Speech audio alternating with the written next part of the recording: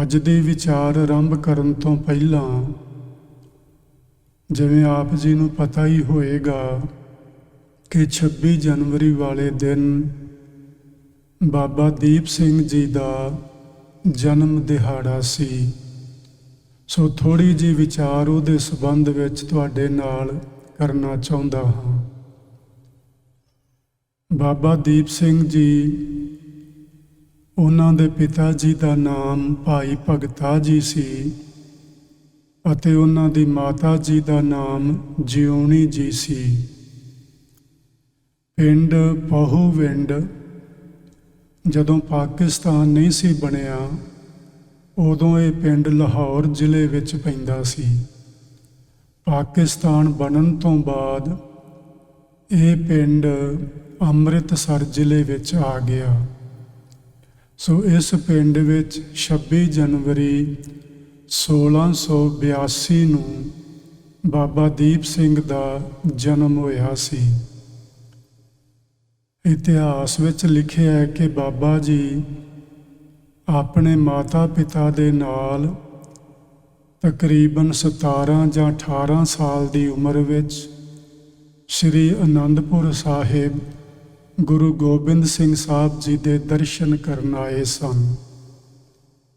ਦਰਸ਼ਨ ਕੀਤੇ, ਬਚਨ ਬਿਲਾਸ ਸੁਣੇ, ਗੁਰੂ ਜੀ ਦਾ ਪਿਆਰ ਮਾਣਿਆ ਤੇ ਦੀਪ ਸਿੰਘ ਦਾ ਹੁਣ ਉੱਥੋਂ ਜਾਣ ਨੂੰ ਮਨ ਨਹੀਂ ਕੀਤਾ। ਉਹਨਾਂ ਦੇ ਮਾਤਾ ਪਿਤਾ ਤੇ ਹੋਰ ਉਹਨਾਂ ਦੇ ਸਾਥੀ ਜਿੰਨੇ ਸਨ, ਉਹ ਵਾਪਸ ਚਲੇ ਗਏ ਆਪਣੇ ਘਰਾਂ ਨੂੰ, ਪਰ ਦੀਪ ਸਿੰਘ ਉੱਥੇ ਹੀ ਠਹਿਰ ਗਏ। ਆਪਾਂ ਨੂੰ ਪਤਾ ਹੈ ਕਿ 1699 ਦੀ ਵਿਸਾਖੀ ਵਾਲੇ ਦਿਨ ਗੁਰੂ ਜੀ ਨੇ ਖਾਲਸਾ ਪੰਥ ਦੀ ਸਿਰਜਣਾ ਕੀਤੀ, ਖਾਲਸਾ ਪ੍ਰਗਟ ਕੀਤਾ ਆਖ ਲਈਏ। 1700 ਵਿੱਚ ਬਾਬਾ ਦੀਪ ਸਿੰਘ ਸਤਿਗੁਰੂ ਜੀ ਕੋਲ ਆਏ ਸਨ ਤੇ ਜਦੋਂ ਕਿਤੇ ਸਬੱਬ ਬਣਿਆ ਹੋਏਗਾ, ਉਹਨਾਂ ਨੇ ਖੰਡੇ ਦੀ ਪਾਹੁਲ ਜ਼ਰੂਰ ਲਈ ਹੋਵੇਗੀ। ਫਿਰ 3 ਸਾਲ ਗੁਰੂ ਗੋਬਿੰਦ ਸਿੰਘ ਸਾਹਿਬ ਜੀ ਦੀ ਦੇਖ ਰੇਖ ਥੱਲੇ ਉਹਨਾਂ ਨੇ ਸ਼ਸਤਰ ਤੇ ਸ਼ਾਸਤਰ, ਇਹ 2 ਵਿਦਿਆਵਾਂ ਹਾਸਲ ਕੀਤੀਆਂ ਸਨ। ਸ਼ਸਤਰ ਦਾ ਮਤਲਬ ਹੈ ਹਥਿਆਰ, ਜੋ ਵੀ ਉਸ ਵਕਤ ਦੇ ਸ਼ਸਤਰ ਸਨ, ਚਾਹੇ ਉਹ ਕਿਰਪਾਨ ਸੀ, ਚਾਹੇ ਨੇਜਾ ਸੀ, ਜਾਂ ਹੋਰ ਜੋ ਵੀ ਹਥਿਆਰ ਸਨ, ਉਹਨਾਂ ਨੇ ਬਾਖੂਬੀ ਚਲਾਉਣੇ ਸਿੱਖੇ। ਘੋੜੇ ਦੀ ਸਵਾਰੀ ਕਰਨੀ ਸਿੱਖੀ। ਉਹਦੇ ਨਾਲ ਸ਼ਾਸਤਰ, ਸ਼ਾਸਤਰ ਦਾ ਮਤਲਬ ਹੁੰਦਾ ਹੈ ਧਾਰਮਿਕ ਗ੍ਰੰਥ, ਤੇ ਆਪਣੇ ਕੋਲ ਉਦੋਂ ਇੱਕੋ ਇੱਕ ਗ੍ਰੰਥ ਸੀ ਜਿਸ ਨੂੰ ਆਦਿ ਗ੍ਰੰਥ ਸਾਹਿਬ ਉਦੋਂ ਆਖਿਆ ਜਾਂਦਾ ਸੀ, ਜਿਹਦੇ ਵਿੱਚ ਅਜੇ 9ਵੇਂ ਸਤਿਗੁਰੂ ਜੀ ਦੀ ਬਾਣੀ ਦਰਜ ਨਹੀਂ ਸੀ ਹੋਈ। ਹੋਰ ਗ੍ਰੰਥ ਸਨ, ਜਿਵੇਂ ਭਾਈ ਗੁਰਦਾਸ ਦੀਆਂ ਵਾਰਾਂ ਸਨ, ਕੁਝ ਭਾਈ ਨੰਦ ਲਾਲ ਜੀ ਨੇ ਰਚਨਾ ਕੀਤੀ ਸੀ, ਇਤਿਆਦਿ ਕੁਛ ਜਿਹੜੇ ਗੁਰੂ ਮਹਾਰਾਜ ਦੀ ਹਜ਼ੂਰੀ ਵਿੱਚ ਕਵੀ ਰਹਿੰਦੇ ਸਨ, ਉਹਨਾਂ ਦੀਆਂ ਰਚਨਾਵਾਂ ਸਨ। ਇਹਨਾਂ ਸਾਰੀਆਂ ਰਚਨਾਵਾਂ ਨੂੰ ਸ਼ਾਸਤਰ ਆਖਿਆ ਜਾਂਦਾ ਹੈ। ਦੀਪ ਸਿੰਘ ਜੀ ਨੇ ਗੁਰੂ ਮਹਾਰਾਜ ਦੀ ਦੇਖ ਰੇਖ ਹੇਠਾਂ ਸ਼ਸਤਰ ਤੇ ਸ਼ਾਸਤਰ ਦੋਵਾਂ ਦੀ ਵਿੱਦਿਆ ਨੂੰ ਬਾਖੂਬੀ ਹਾਸਲ ਕੀਤਾ। ਜਦੋਂ 1704 ਵਿੱਚ ਘੇਰਾ ਪਿਆ, ਕਹਿੰਦੇ ਅਨੰਦਪੁਰ ਸਾਹਿਬ ਨੂੰ, ਕਹਿੰਦੇ ਉਸ ਤੋਂ ਪਹਿਲਾਂ ਬਾਬਾ ਦੀਪ ਸਿੰਘ ਉੱਥੋਂ ਕਿਸੇ ਕਾਰਨ ਜਾ ਚੁੱਕੇ ਸਨ ਆਪਣੇ ਪਿੰਡ ਨੂੰ। ਸੋ ਇਸ ਤਰ੍ਹਾਂ ਉਸ ਘੇਰੇ ਤੋਂ ਪਹਿਲਾਂ ਅਨੰਦਪੁਰੋਂ ਇਹ ਚਲੇ ਗਏ ਹੋਏ ਸਨ। ਬਾਬਾ ਦੀਪ ਸਿੰਘ ਜਦੋਂ ਅਨੰਦਪੁਰ ਸਾਹਿਬ ਦੀ ਉਹ ਲੰਮਾ ਸਮਾਂ ਘੇਰਾ ਪਿਆ ਰਿਹਾ, ਲੜਾਈ ਚੱਲਦੀ ਰਹੀ, ਫਤਿਹਗੜ੍ਹ ਸਾਹਿਬ ਦਾ ਸਾਕਾ ਵਾਪਰਿਆ, ਚਮਕੌਰ ਸਾਹਿਬ ਦਾ ਸਾਕਾ ਵਾਪਰਿਆ। ਗੁਰੂ ਜੀ ਜਦੋਂ ਮੁਕਤਸਰ ਸਾਹਿਬ ਗਏ। ਉਸ ਤੋਂ ਬਾਅਦ ਵਿੱਚ ਕਹਿੰਦੇ ਨੇ ਬਾਬਾ ਦੀਪ ਸਿੰਘ ਫਿਰ ਗੁਰੂ ਜੀ ਨੂੰ ਮਿਲੇ ਦਮਦਮੇ ਦੇ ਸਥਾਨ ਤੇ, ਜਿਹੜਾ ਪਹਿਲਾਂ ਸਾਬੋ ਕੀ ਤਲਵੰਡੀ ਸੀ। ਗੁਰੂ ਜੀ ਨੇ ਉੱਥੇ ਆ ਕੇ ਦਮ ਲਿਆ ਸੀ ਮੁਕਤਸਰ ਦੀ ਲੜਾਈ ਤੋਂ ਬਾਅਦ, ਇਸ ਲਈ ਉਹਦਾ ਨਾਮ ਦਮਦਮਾ ਸਾਹਿਬ ਪੈ ਗਿਆ। ਇੱਥੇ ਜਦੋਂ ਬਾਬਾ ਜੀ ਗੁਰੂ ਜੀ ਨੂੰ ਮਿਲੇ ਤੇ ਗੁਰੂ ਜੀ ਨੇ ਬਾਬਾ ਦੀਪ ਸਿੰਘ ਤੇ ਭਾਈ ਮਣੀ ਸਿੰਘ ਦੀ ਡਿਊਟੀ ਲਗਾਈ ਕਿ ਤੁਸੀਂ ਜਿਹੜੀ ਆਦ ਬੀੜ ਆਪਣੇ ਕੋਲ ਏ ਉਸ ਦੇ ਕੁਝ ਹੋਰ ਉਤਾਰੇ ਕਰੋ, ਅਤੇ ਉਹਦੇ ਨਾਲ ਨਾਲ ਜਿਹੜੀ 9ਵੇਂ ਪਾਤਸ਼ਾਹ ਜੀ ਦੀ ਬਾਣੀ ਉਸ ਨੂੰ ਵੀ ਉਸ ਬੀੜ ਵਿੱਚ ਦਰਜ ਕਰੋ। ਇਤਿਹਾਸ ਵਿੱਚ ਵੈਸੇ ਤੇ ਇਸ ਤਰ੍ਹਾਂ ਵੀ ਲਿਖਿਆ ਹੋਇਆ ਮਿਲਦਾ ਹੈ ਕਿ ਗੁਰੂ ਗੋਬਿੰਦ ਸਿੰਘ ਮਹਾਰਾਜ ਜੀ ਨੇ ਇਹ ਸਾਰੀ ਬਾਣੀ ਜੋ ਅੱਜ ਗੁਰੂ ਗ੍ਰੰਥ ਸਾਹਿਬ ਜੀ ਦੇ ਵਿੱਚ ਮੌਜੂਦ ਹੈ ਆਪਣੇ ਕੰਠ ਤੋਂ ਉਚਾਰਨ ਕੀਤੀ ਸੀ, ਜਿਸ ਤੋਂ ਭਾਵ ਹੈ ਕਿ ਇਹ ਸਾਰੀ ਬਾਣੀ ਗੁਰੂ ਗੋਬਿੰਦ ਸਿੰਘ ਮਹਾਰਾਜ ਜੀ ਨੂੰ ਜ਼ੁਬਾਨੀ ਯਾਦ ਸੀ ਤੇ ਉਹਨਾਂ ਨੇ ਭਾਈ ਮਨੀ ਸਿੰਘ, ਉਹਨਾਂ ਦੇ ਸਹਾਇਕ ਸਨ ਬਾਬਾ ਦੀਪ ਸਿੰਘ, ਇਹਨਾਂ ਦੇ ਪਾਸੋਂ ਦਮਦਮੇ ਦੇ ਸਥਾਨ ਤੇ 9-10 ਮਹੀਨੇ ਲਗਾ ਕੇ ਲਿਖਵਾਈ ਸੀ। ਸਤਿਗੁਰੂ ਜੀ ਜਾਣ ਲੱਗਿਆਂ ਇਹ ਸ਼੍ਰੋਮਣੀ ਸ਼ਹੀਦ ਇੱਕ ਕਿਤਾਬ ਹੈ ਡਾਕਟਰ ਗੁਰਚਰਨ ਸਿੰਘ ਔਲਖ ਦੀ, ਉਹਨਾਂ ਨੇ ਲਿਖਿਆ ਹੈ ਕਿ ਗੁਰੂ ਜੀ ਜਦੋਂ ਨੰਦੇੜ ਨੂੰ ਗਏ ਉਹ ਬਾਬਾ ਦੀਪ ਸਿੰਘ ਦੀ ਜ਼ਿੰਮੇਵਾਰੀ ਦਮਦਮਾ ਸਾਹਿਬ ਲਗਾ ਕੇ ਗਏ ਸਨ ਕਿ ਤੁਸੀਂ ਇਸ ਸਥਾਨ ਤੇ ਰਹਿਣਾ, ਸਿੱਖ ਸੰਗਤਾਂ ਨੂੰ ਗੁਰੂ ਨਾਲ ਜੋੜਨਾ, ਉਹਨਾਂ ਨੂੰ ਬਾਣੀ ਦਾ ਅਭਿਆਸ ਕਰਵਾਉਣਾ ਤੇ ਪੋਥੀਆਂ ਲਿਖ ਕੇ ਦੂਜੀਆਂ ਹੋਰ ਥਾਵਾਂ ਤੇ ਭੇਜਣੀਆਂ। ਇਹ ਉਹਨਾਂ ਦੀ ਜ਼ਿੰਮੇਵਾਰੀ ਸੀ। ਆਪਾਂ ਨੂੰ ਇਹ ਵੀ ਸ਼ਾਇਦ ਪਤਾ ਹੀ ਹੋਣਾ ਹੈ ਕਿ ਇੱਕ ਵਕਤ ਸੀ ਜਦੋਂ ਸਿੱਖ ਸਮਾਜ ਦੇ ਅੰਦਰ ਸਿੱਖਾਂ ਦੇ 65 ਜਥੇ ਬਣ ਗਏ ਸਨ, ਵੱਖਰੇ ਵੱਖਰੇ। ਅੱਜ ਤੇ ਸ਼ਾਇਦ 65 ਤੋਂ ਵੀ ਜ਼ਿਆਦਾ ਹੋਣ। ਇਹ ਜਿਹੜੇ 65 ਜਥੇ ਬਣੇ, ਇੱਕ ਵਕਤ ਆਇਆ ਸਿੰਘਾਂ ਨੇ ਬੈਠ ਕੇ ਇਹਨਾਂ ਜਥਿਆਂ ਨੂੰ ਭੰਗ ਕਰ ਦਿੱਤਾ, ਭਾਵ ਤੋੜ ਦਿੱਤਾ ਤੇ 12 ਮਿਸਲਾਂ ਕਾਇਮ ਕੀਤੀਆਂ। ਉਹਨਾਂ 12 ਮਿਸਲਾਂ ਵਿੱਚੋਂ ਇੱਕ ਮਿਸਲ ਸੀ ਸ਼ਹੀਦਾਂ ਦੀ ਮਿਸਲ। ਜਿਹੜੀ ਸ਼ਹੀਦਾਂ ਦੀ ਮਿਸਲ ਸੀ ਉਹਦੇ ਮੁਖੀ ਜਾਂ ਜਥੇਦਾਰ ਸਨ ਬਾਬਾ ਦੀਪ ਸਿੰਘ ਜੀ। ਸੋ ਇਸ ਤਰ੍ਹਾਂ ਬਾਬਾ ਦੀਪ ਸਿੰਘ ਜੀ ਨੇ ਤਕਰੀਬਨ 75 ਸਾਲਾਂ ਤੱਕ 17-18 ਸਾਲ ਦੀ ਉਮਰ ਵਿੱਚ ਗੁਰੂ ਮਹਾਰਾਜ ਦੀ ਹਜ਼ੂਰੀ ਵਿੱਚ ਆਏ ਸਨ ਤੇ 75 ਸਾਲ ਦੀ ਉਮਰ ਤੱਕ ਉਹਨਾਂ ਨੇ ਸਿੱਖ ਸਮਾਜ ਦੀ ਬਾਖੂਬੀ ਸੇਵਾ ਕੀਤੀ। ਤੇ ਸੇਵਾ ਵਿੱਚ 2 ਚੀਜ਼ਾਂ ਨੇ, ਇੱਕ ਤਾਂ ਸਿੱਖ ਸੰਗਤ ਨੂੰ ਗੁਰਬਾਣੀ ਨਾਲ ਜੋੜਨਾ, ਗੁਰਬਾਣੀ ਪੜ੍ਹਾਉਣੀ, ਉਸ ਦੀ ਸੰਥਿਆ ਆਦਿ ਕਰਾਉਣੀ। ਅੱਜ ਵੀ ਜੇ ਤੁਸੀਂ ਦਮਦਮਾ ਸਾਹਿਬ ਜਾਓ, ਉੱਥੇ ਇੱਕ ਜਗ੍ਹਾ ਤੇ ਰੇਤ ਵਿਛਾਈ ਹੁੰਦੀ ਹੈ ਤੇ ਕਹਿੰਦੇ ਨੇ ਉਸ ਰੇਤ ਉੱਤੇ ਤੁਸੀਂ ਗੁਰਮੁਖੀ ਅੱਖਰ ਊੜਾ ਆੜਾ ਈੜੀ ਉਹ ਲਿਖੋ। ਤੇ ਗੁਰੂ ਜੀ ਦਾ ਉੱਥੇ ਵਰ ਹੈ ਜਾਂ ਬਚਨ ਹੈ ਕਿ ਜਿਹੜਾ ਵੀ ਇੱਥੇ ਆ ਕੇ ਗੁਰਮੁਖੀ ਵਿੱਦਿਆ ਪੜ੍ਹੇਗਾ ਉਹਦੀ ਬੁੱਧੀ ਵਿਕਸਤ ਹੋਏਗੀ। ਇਸ ਤਰ੍ਹਾਂ ਉੱਥੇ ਬਚਨ ਗੁਰੂ ਜੀ ਨੇ ਆਖੇ ਸਨ। ਅੱਜ ਵੀ ਲੋਕ ਉੱਥੇ ਜਾਂਦੇ ਨੇ ਤੇ ਉੱਥੇ ਗੁਰਮੁਖੀ ਅੱਖਰ ਰੇਤਾ ਵਿੱਚ ਉਂਗਲੀ ਨਾਲ ਲਿਖਿਆ ਕਰਦੇ ਨੇ। ਸੋ ਬਾਬਾ ਦੀਪ ਸਿੰਘ ਜੀ ਨੇ ਇੱਕ ਕੰਮ ਤਾਂ ਇਹ ਕੀਤਾ, ਗੁਰਬਾਣੀ ਦੀ ਪੜ੍ਹਾਈ, ਗੁਰਬਾਣੀ ਦੀ ਸੰਥਿਆ, ਗੁਰਬਾਣੀ ਦੇ ਅਰਥ ਬੋਧ ਸਿੱਖ ਸੰਗਤ ਨੂੰ ਕਰਵਾਏ। ਦੂਸਰਾ, ਉਹ ਸ਼ਸਤਰ ਵਿੱਦਿਆ ਵੀ ਸਿੱਖਾਂ ਨੂੰ, ਨੌਜਵਾਨਾਂ ਨੂੰ ਦਿਆ ਕਰਦੇ ਸਨ, ਘੋੜ ਸਵਾਰੀ ਸਿਖਾਇਆ ਕਰਦੇ ਸਨ। ਤੇ ਮਿਸਲਾਂ ਦੇ ਸਮੇਂ ਜਿੱਥੇ ਕਿਤੇ ਜ਼ਰੂਰਤ ਹੁੰਦੀ, ਬਾਬਾ ਜੀ ਆਪਣੇ ਜਥੇ ਨੂੰ ਉੱਥੇ ਭੇਜਿਆ ਕਰਦੇ ਸਨ। ਸੋ ਇਹ ਜ਼ਿੰਮੇਵਾਰੀ ਜਾਂ ਇਹ ਸੇਵਾ ਬਾਬਾ ਦੀਪ ਸਿੰਘ ਜੀ ਨੇ ਨਿਭਾਈ।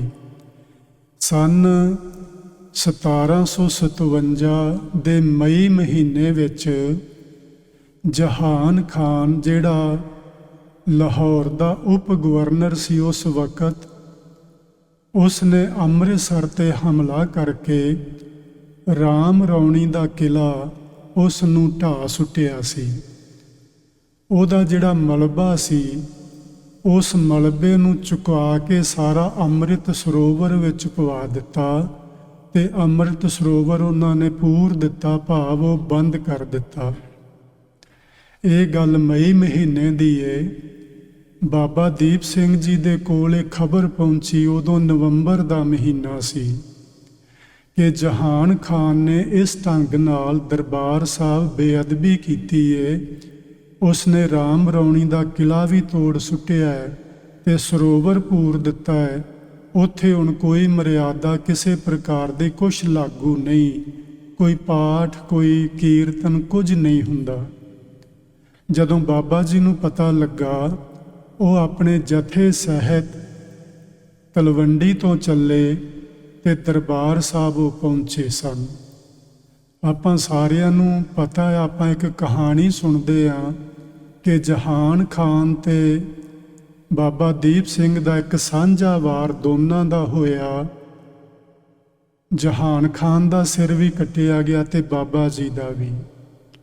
ਉਹਨਾਂ ਨੇ ਆਪਣੀ ਤਲੀ ਤੇ ਸੀਸ ਨੂੰ ਰੱਖਿਆ ਤੇ ਲੜਦੇ ਲੜਦੇ ਉਹ ਅੰਮ੍ਰਿਤਸਰ ਸਰੋਵਰ ਦੀਆਂ ਪਰਿਕਰਮਾ ਵਿੱਚ ਪਹੁੰਚੇ। ਇਹ ਕਹਾਣੀ ਇੱਕ ਇਤਿਹਾਸ ਵਿੱਚ ਇਸ ਤਰ੍ਹਾਂ ਵੀ ਲਿਖਿਆ ਮਿਲਦਾ ਹੈ ਕਿ ਬਾਬਾ ਜੀ ਦੀ ਗਰਦਨ ਤੇ ਬਹੁਤ ਗਹਿਰਾ ਫੱਟ ਲੱਗਾ ਸੀ। ਉਹ ਫੱਟ ਲੱਗਾ ਸੀ ਸੱਜੇ ਪਾਸੇ ਤੇ ਉਹਨਾਂ ਦੀ ਗਰਦਨ ਇਸ ਪਾਸੇ ਨੂੰ ਉਲਟੀ, ਉਹਨਾਂ ਨੇ ਖੱਬੇ ਹੱਥ ਨਾਲ ਉਸ ਨੂੰ ਸਹਾਰਾ ਦਿੱਤਾ।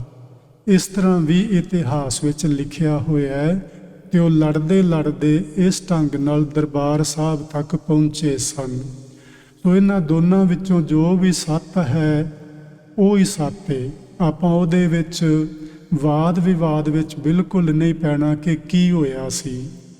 ਅਸੀਂ ਸਮਝ ਸਕਦੇ ਹਾਂ ਕਿ ਜਿਹੜੇ ਬਹਾਦਰ ਹੁੰਦੇ ਨੇ ਉਹ ਵੱਡੇ ਵੱਡੇ ਫੱਟ ਆਪਣੇ ਸਰੀਰ 'ਤੇ ਸਹਿ ਜਾਂਦੇ ਨੇ। ਜਿਹੜੇ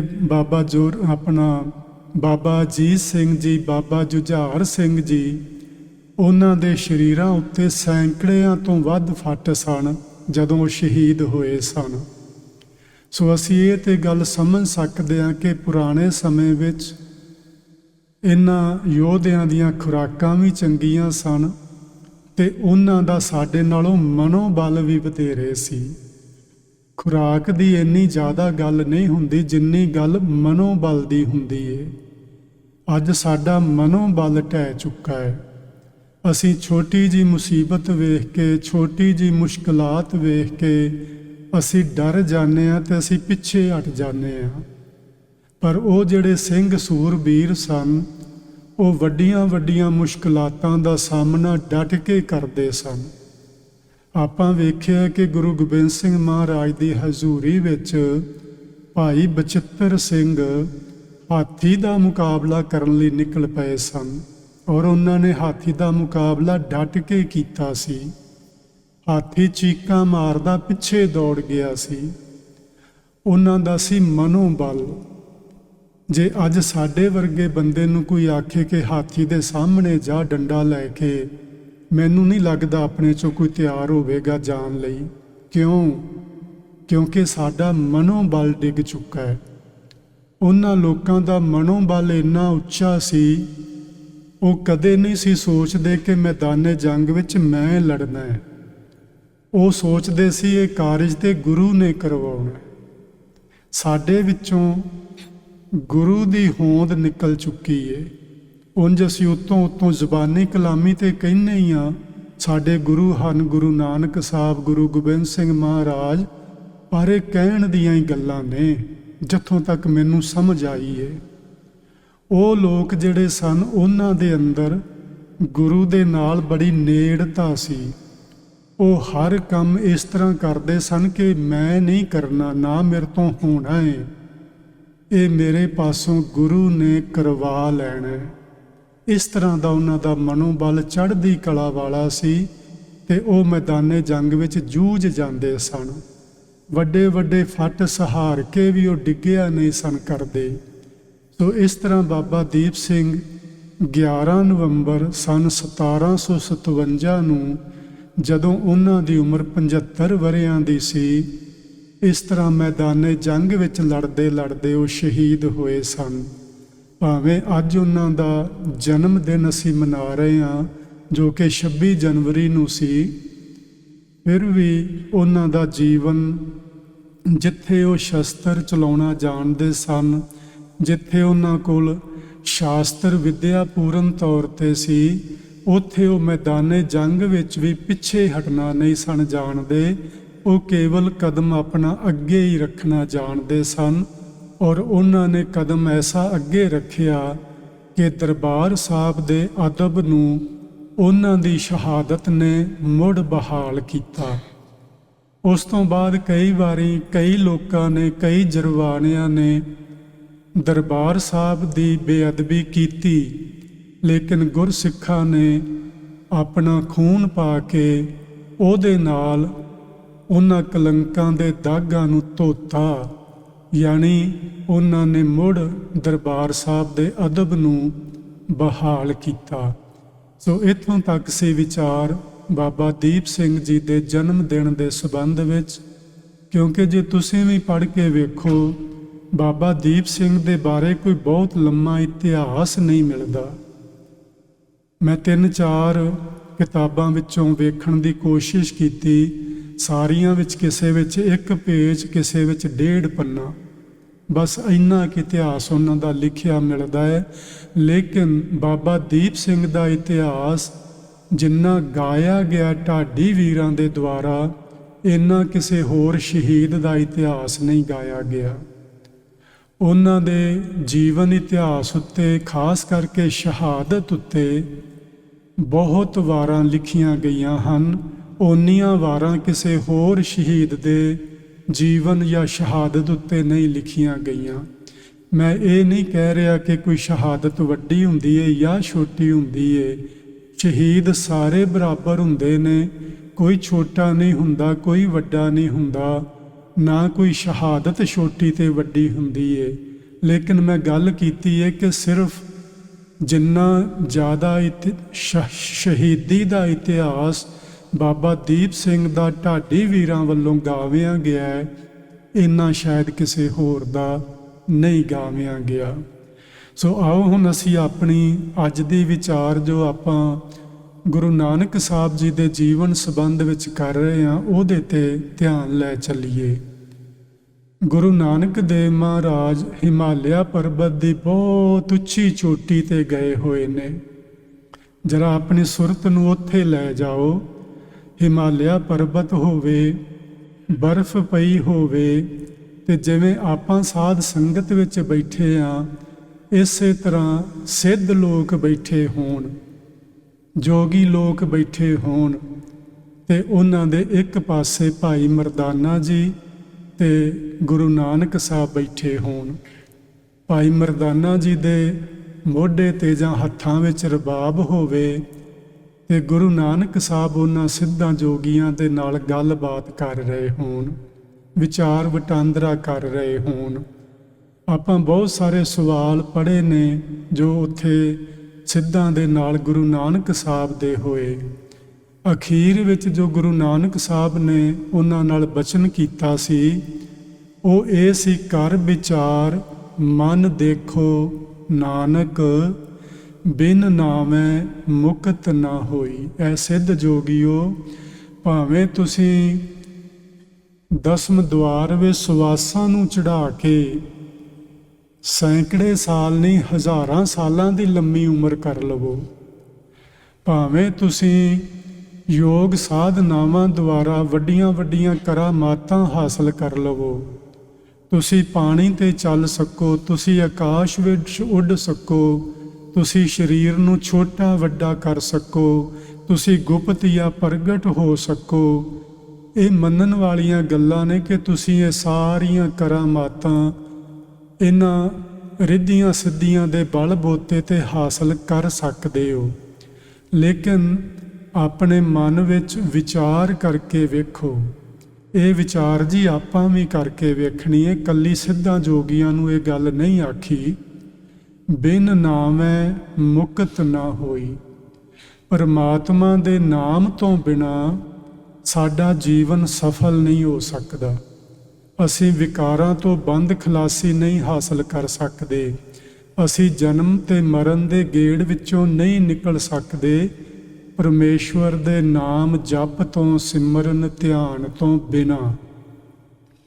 ਗੁਰਬਾਣੀ ਵਿੱਚ ਸਤਿਗੁਰਾਂ ਦੇ ਬਚਨ ਨੇ, ਸੋਧਤ ਸੋਧਤ ਸੋਧ ਵਿਚਾਰਾ, ਬਿਨ ਹਰ ਭਜਨ ਨਹੀਂ ਛੁਟਕਾਰਾ।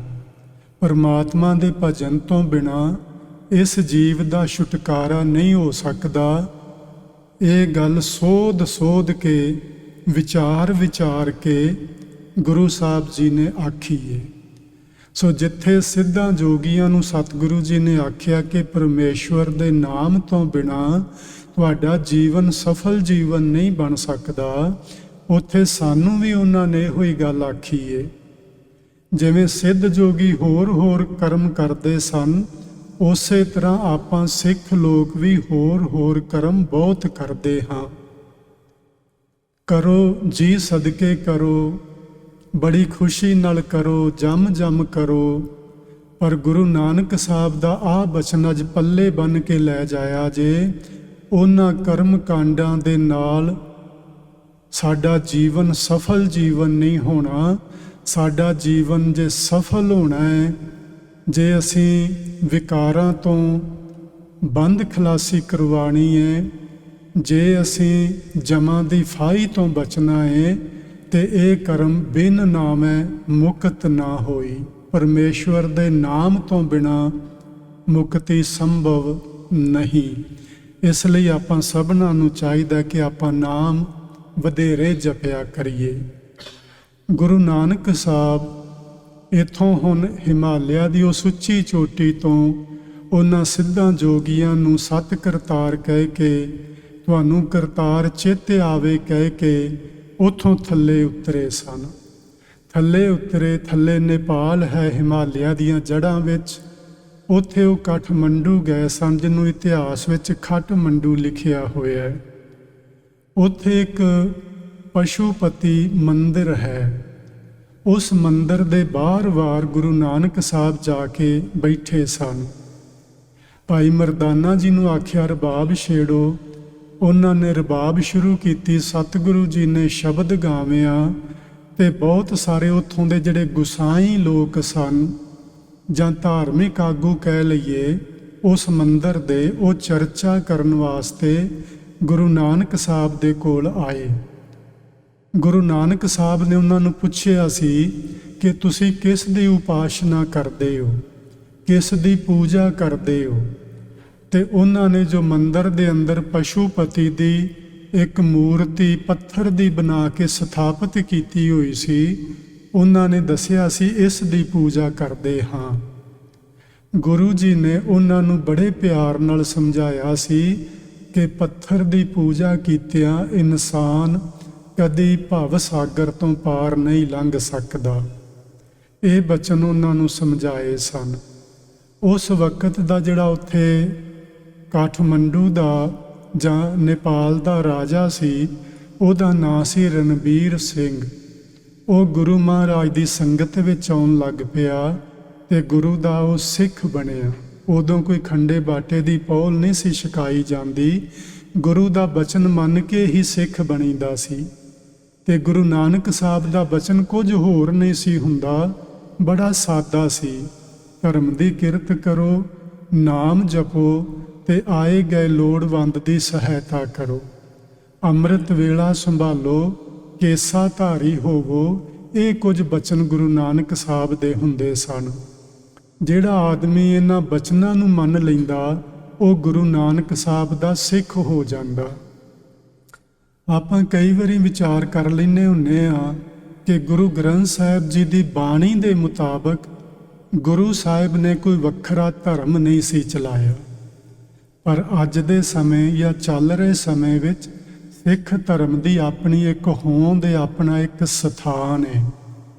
ਸਿੱਖ ਧਰਮ ਵੱਡਿਆਂ ਕੁਝ ਧਰਮਾਂ ਵਿੱਚੋਂ, ਜੋ ਧਰਤੀ ਉੱਤੇ ਜਿੰਨੇ ਧਰਮ ਨੇ ਉਹਨਾਂ ਵਿੱਚੋਂ ਇੱਕ ਧਰਮ ਹੈ ਅੱਜ।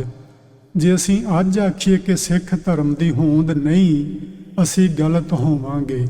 ਪਰ ਇਹ ਵੀ ਸੱਚਾਈ ਏ ਕਿ ਗੁਰੂ ਸਾਹਿਬ ਨੇ ਸਿੱਖ ਧਰਮ ਪ੍ਰਚਲਿਤ ਨਹੀਂ ਸੀ ਕੀਤਾ। ਇਹ ਵੀ ਸੱਚਾਈ ਏ, ਇਹ ਸਾਨੂੰ ਬੁਰੀ ਨਹੀਂ ਲੱਗਣੀ ਚਾਹੀਦੀ। ਫਿਰ ਸਵਾਲ ਪੈਦਾ ਹੋਏਗਾ ਕਿ ਸਿੱਖ ਧਰਮ ਸ਼ੁਰੂ ਕਿੱਥੋਂ ਹੋਇਆ, ਕਿਵੇਂ ਹੋਇਆ? ਬਸ ਇੱਥੋਂ ਹੀ ਸ਼ੁਰੂ ਹੋਇਆ ਸੀ। ਗੁਰੂ ਨਾਨਕ ਸਾਹਿਬ ਦੇ ਜਿਹੜੇ ਬਚਨ ਸਨ, ਜਿਨ੍ਹਾਂ ਲੋਕਾਂ ਨੇ ਉਹ ਮੰਨਣੇ ਸ਼ੁਰੂ ਕੀਤੇ, ਉਹਨਾਂ ਨੂੰ ਲੋਕਾਂ ਨੇ ਗੁਰੂ ਨਾਨਕ ਦੇ ਸਿੱਖ ਆਖਣਾ ਸ਼ੁਰੂ ਕਰ ਦਿੱਤਾ। ਇੱਥੋਂ ਹੀ ਸਿੱਖ ਧਰਮ ਦੀ ਸ਼ੁਰੂਆਤ ਹੋਈ ਏ, ਹੋਰ ਕਿਤੋਂ ਨਹੀਂ। ਗੁਰੂ ਨਾਨਕ ਸਾਹਿਬ ਨੇ ਜਦੋਂ ਭਾਈ ਗੁਰਦਾਸ ਲਿਖਦੇ ਨੇ ਉਹਨਾਂ ਦੇ ਧਰਮ ਦੇ ਬਾਰੇ, ਉਹ ਕਿ ਧਰਮ ਸ਼ਬਦ ਨਹੀਂ ਵਰਤਦੇ। ਭਾਈ ਸਾਹਿਬ ਕਹਿੰਦੇ ਨੇ, ਮਾਰਿਆ ਸਿੱਕਾ ਜਗਤ ਵਿੱਚ, ਨਾਨਕ ਨਿਰਮਲ ਪੰਥ ਚਲਾਇਆ।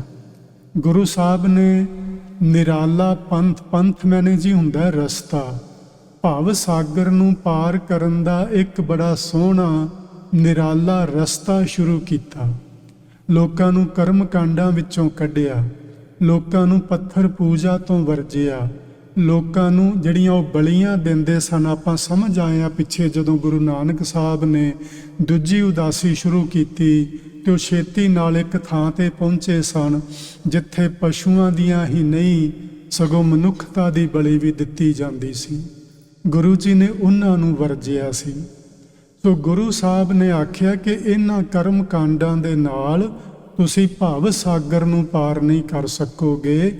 ਭਵ ਸਾਗਰ ਨੂੰ ਪਾਰ ਕਰਨ ਲਈ ਗੁਰੂ ਨਾਨਕ ਸਾਹਿਬ ਨੇ ਇੱਕ ਨਿਰਮਲ ਪੰਥ ਯਾਨੀ ਰਸਤਾ ਸ਼ੁਰੂ ਕੀਤਾ, ਜਿਸ ਨੂੰ ਅੱਜ ਆਪਾਂ ਸਿੱਖ ਧਰਮ ਆਖਦੇ ਹਾਂ। ਪੱਥਰ ਪੂਜਾ ਦੇ ਸੰਬੰਧ ਵਿੱਚ ਮੈਂ ਤੁਹਾਡੇ ਨਾਲ ਗੁਰੂ ਪੰਜਵੇਂ ਪਾਤਸ਼ਾਹ ਜੀ ਦੇ ਬਚਨ ਸਾਂਝੇ ਕਰਨਾ ਚਾਹੁੰਦਾ। ਗੁਰੂ ਪੰਜਵੇਂ ਪਾਤਸ਼ਾਹ ਦਾ ਪਾਵਨ ਬਚਨ ਪੰਨਾ ਨੰਬਰ 1160 ਉੱਤੇ ਦਰਜ ਹੈ। ਤੁਸੀਂ ਇਹ ਸਾਰਾ ਸ਼ਬਦ ਪੜ੍ਹਨਾ। ਗੁਰੂ ਸਾਹਿਬ ਲਿਖਦੇ ਨੇ, ਜੋ ਪਾਥਰ ਕੋ ਕਹਤੇ ਦੇਵ। ਦੇਵ ਆਪਾਂ ਸਮਝਦੇ ਹਾਂ ਦੇਵਤਾ। ਜਿਹੜੇ ਲੋਕ ਪੱਥਰ ਨੂੰ ਦੇਵਤਾ ਆਖਦੇ ਹਨ, ਦੇਵਤਾ ਆਖ ਕੇ ਉਹਦੀ ਪੂਜਾ ਕਰਦੇ ਨੇ, ਉਹਦੀ ਆਰਤੀ ਉਤਾਰਦੇ ਨੇ ਜਾਂ ਉਹਨੂੰ ਭੋਗ ਲਵਾਉਂਦੇ ਨੇ ਤਾਂ ਕਿ ਬਿਰਥਾ ਹੋਵੈ ਸੇਵ, ਉਸ ਵਿਅਕਤੀ ਦੀ ਇਹ ਸਾਰੀ ਕੀਤੀ ਹੋਈ ਸੇਵਾ ਵਿਅਰਥ ਚਲੀ ਜਾਏਗੀ। ਜੋ ਪਾਥਰ ਕੀ ਪਾਈ ਪਾਏ, ਜਿਹੜਾ ਮਨੁੱਖ ਪੱਥਰ ਦੀ ਮੂਰਤੀ ਨੂੰ ਦੇਵਤਾ ਕਹਿ ਕੇ ਉਹਦੀ ਪੈਰੀਂ ਪਵੇਗਾ। ਵੇਖੋ ਜੀ, ਇੱਕ ਇੱਥੇ ਮੈਂ ਇਹ ਗੱਲ ਸਾਫ਼ ਕਹਿਣਾ ਚਾਹੁੰਦਾ, ਕੁਛ ਲੋਕਾਂ ਦੀ ਆਸਥਾ ਹੈ। ਅਸੀਂ ਕਿਸੇ ਦੀ ਆਸਥਾ ਵਿੱਚ ਕੋਈ ਕਿੰਤੂ ਪਰੰਤੂ ਨਹੀਂ ਕਰਨਾ ਚਾਹੁੰਦੇ, ਕਿਸੇ ਦੀ ਆਸਥਾ ਨੂੰ ਤੋੜਨਾ ਨਹੀਂ ਚਾਹੁੰਦੇ। ਤੁਸੀਂ ਆਪਣੀ ਆਸਥਾ ਕਾਇਮ ਰੱਖਣਾ, ਬਣਾਈ ਰੱਖਣਾ। ਪਰ ਜੋ ਗੁਰੂ ਸਾਹਿਬ ਦੇ ਸੱਚੇ ਬਚਨ ਨੇ ਉਹ ਵੀ ਸੁਣਨ ਦੀ ਸਾਡੇ ਵਿੱਚ ਹਿੰਮਤ ਹੋਣੀ ਚਾਹੀਦੀ ਏ। ਸਿਆਣੇ ਲੋਕ ਇੱਕ ਗੱਲ ਕਹਿੰਦੇ ਨੇ, ਸੱਚ ਕਹਿਣਾ ਬੜਾ ਹੀ ਮੁਸ਼ਕਿਲ ਹੈ ਜੋ ਗੁਰੂ ਸਾਹਿਬ ਨੇ ਆਖਿਆ ਹੈ, ਔਰ ਅਗਲੀ ਗੱਲ ਸੱਚ ਨੂੰ ਸੁਣਨਾ ਉਸ ਤੋਂ ਵੀ ਮੁਸ਼ਕਿਲ ਹੁੰਦਾ ਹੈ। ਸੱਚ ਕਹਿਣ ਵਾਲੇ ਨਾਲੋਂ ਸੱਚ ਸੁਣਨ ਵਾਲੇ ਵਿੱਚ ਹਿੰਮਤ ਵਧੇਰੇ ਹੋਣੀ ਚਾਹੀਦੀ ਹੈ। ਤੁਸੀਂ ਆਪਣੀ ਜੀ ਆਸਥਾ ਬਣਾ ਕੇ ਰੱਖਣਾ। ਗੁਰੂ ਅਰਜਨ ਦੇਵ ਮਹਾਰਾਜ ਦਾ ਸੱਚਾ ਬਚਨ ਉਸ ਨੂੰ ਵੀ ਜ਼ਰੂਰ ਸੁਣੋ। ਜੋ ਪਾਥਰ ਕੀ ਪਾਈ ਪਾਏ, ਜਿਹੜਾ ਪੱਥਰ ਨੂੰ ਦੇਵਤਾ ਜਾਣ ਕੇ, ਰੱਬ ਜਾਣ ਕੇ, ਭਗਵਾਨ ਜਾਣ ਕੇ ਉਹਦੀ ਪੈਰੀਂ ਪੈਂਦਾ ਹੈ, ਤਿਸ ਕੀ ਘਾਲ ਅਜਾਈ ਜਾਏ, ਉਹਦੀ ਉਹ ਸਾਰੀ ਘਾਲਣਾ ਕੀਤੀ ਹੋਈ ਵਿਅਰਥ ਚਲੀ ਜਾਂਦੀ ਏ। ਦੂਸਰੇ ਬੰਦ ਵਿੱਚ ਗੁਰੂ ਜੀ ਨੇ ਆਖਿਆ ਕਿ ਇਹਦਾ ਕਾਰਨ ਕੀ ਏ, ਕਿਉਂ ਉਹਦੀ ਘਾਲ ਬਿਰਥੀ ਚਲੀ ਜਾਂਦੀ ਏ, ਕਿਉਂ ਉਹਦਾ ਜੀਵਨ ਵਿਅਰਥ ਚਲਾ ਜਾਂਦਾ ਹੈ, ਕਿਉਂ ਉਹਦੀ ਸੇਵਾ ਕੀਤੀ ਵਿਅਰਥ ਚਲੀ ਜਾਂਦੀ ਏ। ਆਖਦੇ ਨੇ, ਨਾ ਪਾਥਰ ਬੋਲੇ ਨਾ ਕਿਛ ਦੇ। ਨਾ ਪੱਥਰ ਦਾ ਉਹ ਦੇਵਤਾ ਬੋਲਦਾ ਹੈ ਤੇ ਨਾ ਕਿਸੇ ਨੂੰ ਕੋਈ ਆਸ਼ੀਰਵਾਦ ਦਿੰਦਾ ਹੈ। ਫੋਕਟ ਕਰਮ ਨਿਹਫਲ ਹੈ ਸੇਵ। ਇਹ ਸਾਰੇ ਕੀਤੇ ਹੋਏ ਕਰਮ ਫੋਕਟ ਕਰਮ ਹਨ ਤੇ ਸੇਵਾ ਨਿਸਫਲ ਹੈ। ਮੈਂ ਜੀ ਸਿੱਖ ਸਮਾਜ ਨੂੰ ਵੀ ਕਹਿਣਾ ਚਾਹੁੰਦਾ, ਗੁਰੂ ਗ੍ਰੰਥ ਸਾਹਿਬ ਜੀ ਨੂੰ ਦੇਵਤੇ ਦੀ ਤਰ੍ਹਾਂ ਪੂਜਾ ਦੀ ਕਰਨ ਦੀ ਕੋਈ ਜ਼ਰੂਰਤ ਨਹੀਂ। ਗੁਰੂ ਗ੍ਰੰਥ ਸਾਹਿਬ ਨੂੰ ਰੱਬ ਜਾਣ ਕੇ ਵੀ ਪੂਜਣ ਦੀ ਲੋੜ ਨਹੀਂ। ਗੁਰੂ ਗ੍ਰੰਥ ਸਾਹਿਬ ਗਿਆਨ ਦਾ ਸੋਮਾ ਹੈ, ਗਿਆਨ ਹੀ ਸਾਡਾ ਗੁਰੂ ਹੈ। ਗੁਰੂ ਗ੍ਰੰਥ ਸਾਹਿਬ ਦਾ ਬਚਨ ਮੰਨਣਾ ਹੀ ਗੁਰੂ ਗ੍ਰੰਥ ਸਾਹਿਬ ਦੀ ਪੂਜਾ ਹੈ। ਗੁਰੂ ਗ੍ਰੰਥ ਸਾਹਿਬ ਜੀ ਦੇ ਬਚਨਾਂ ਨੂੰ ਸੁਣ ਕੇ ਸਮਝ ਕੇ, ਜਿਵੇਂ ਗੁਰੂ ਨਾਨਕ ਸਾਹਿਬ ਨੇ ਆਖਿਆ, ਸੁਣਿਆ ਮੰਨਿਆ ਮਨ ਕੀਤਾ ਭਾਓ, ਅੰਤਰਗਤ ਤੀਰਥ ਮਲ ਨਾਵੋ। ਪਹਿਲਾਂ ਗੁਰੂ ਦਾ ਬਚਨ ਸੁਣੋ, ਫਿਰ ਉਸ ਨੂੰ ਸਮਝੋ, ਮੰਨਣ ਕਰੋ, ਵਿਚਾਰੋ, ਫਿਰ ਪਿਆਰ ਨਾਲ ਉਸ ਬਚਨ ਤੇ ਅਮਲ ਕਰੋ। ਅੰਤਰਗਤ ਤੀਰਥ, ਇਹ ਹੈ ਅੰਤਰਮੁਖੀ ਤੀਰਥ ਜਿਹਦੇ ਵਿੱਚ ਸਿੱਖ ਨੇ ਇਸ਼ਨਾਨ ਕਰਨਾ ਹੈ। ਤੇ ਜਦੋਂ ਅਸੀਂ ਅੰਤਰਮੁਖੀ ਤੀਰਥ ਤੇ ਇਸ ਢੰਗ ਨਾਲ ਇਸ਼ਨਾਨ ਕਰਾਂਗੇ ਤੇ ਸਾਡੀ ਅੰਦਰ ਦੀ ਮੈਲ ਉਤਰ ਜਾਏਗੀ। ਇਹ ਸੀ ਗੁਰੂ ਨਾਨਕ ਸਾਹਿਬ ਦਾ ਨਿਰਮਲ ਪੰਥ, ਜਿਹਦੇ ਤੇ ਆਪਾਂ ਨੂੰ ਚੱਲਣਾ ਚਾਹੀਦਾ। ਆਪਾਂ ਚੱਲ ਨਹੀਂ ਰਹੇ। ਜਿੰਨਾ ਚਿਰ ਸਾਡੇ ਅੰਦਰ ਮੈਲ ਹੈ, ਉਹਨਾਂ ਚਿਰ ਅਸੀਂ ਲੱਖ ਜੀ ਜੋ ਮਰਜ਼ੀ ਕਰਦੇ ਫਿਰੀਏ, ਗੱਲ ਬਣਨ ਵਾਲੀ ਨਹੀਂ। ਅੰਦਰਲੀ ਮੈਲ ਨੂੰ ਕੱਢਣਾ ਹੈ ਤੇ ਉਹ ਨਿਕਲਣੀ ਹੈ।